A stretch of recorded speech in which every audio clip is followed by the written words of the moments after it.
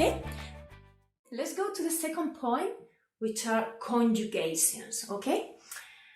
In English, your verbs are quite simple, okay? You have a main verb and then you change only for the third person, for he, she, or it, you add one S. However, in Spanish, we do that with all the different subject pronouns, okay? So, how do we know the endings? We have three groups of verbs. We have verbs ending in ar.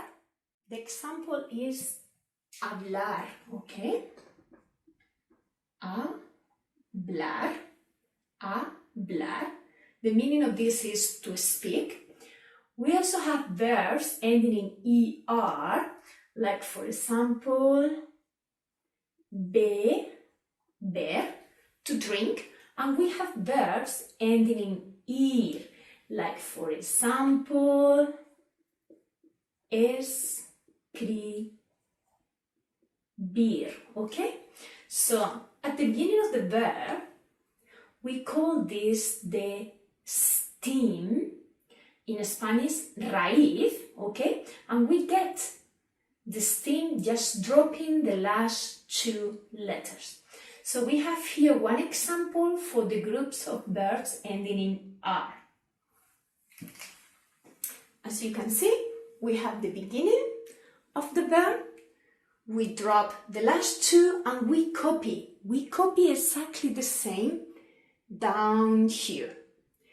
We call these types of verbs regular verbs, and we say regular verbs ending in R, in or in ir.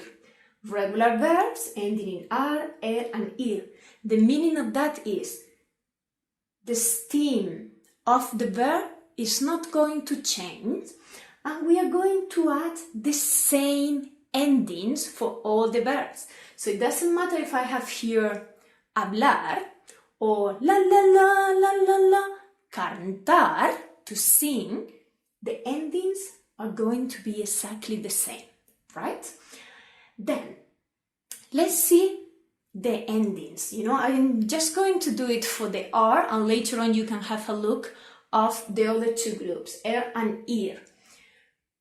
Hablo, yo hablo. As you can see, always O for the three groups of verbs. And then tú hablas, okay? We have to hear that S. Okay, then A for only one person that is not here. So I call this the arrow, okay?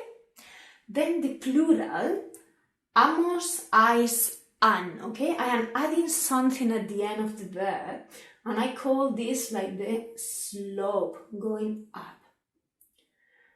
Then, this is for present tense, but the same is going to work for the rest of the tenses, you know, like past tenses, futures, and so on. Each tense, we will have a different ending to add to the root. In present, the root is the same as the infinitive. In other tenses, maybe we will change the tense at the beginning, the stem a little bit, okay? Then, we also have irregular verbs, you know, irregular verbs meaning that in the stem of the verb we are going to change something. Let me write down some examples so that you can see, because the changes can be different. Like for example, in oler, okay? Oler is to smell, okay? So we have oler. Tell me, what is the stem, okay? ¿Cuál es la raíz de este verbo? What we have to do is dropping the last two. Okay, so we know that this is a verb ending in er. Oler, okay? So the stem should be ol. But nothing to say with that. We are going to say yo,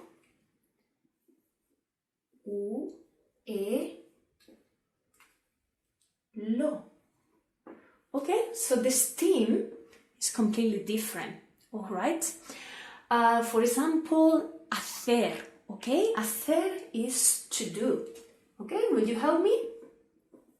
Hacer, to do, or to make as well. So what is the stem of that verb? Okay, we have to drop the last two. Very good. Okay, and we know that this is a verb ending in ER. So, for yo, the first one, following the pattern, to be H, A, C, and the O, A, co. You know, CO has a strong accent. Co. Coche, cocina, car, kitchen. So, ako, that sounds strange. So we are going to change that C for one G, and is I do or I make is yo hago. Okay? And then, you know, I'm just specifying here changes in the yo form, but we have other verbs that they are going to have like one root, and for nosotros and nosotros and vosotros, they are going to change that, okay?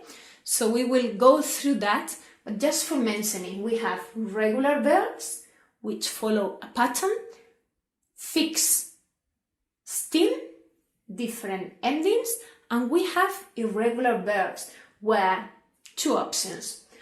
Or the root is going to change for one of the forms or for several forms, okay? Right? Also, we have some type of verbs called reflexive verbs, okay? Just one second.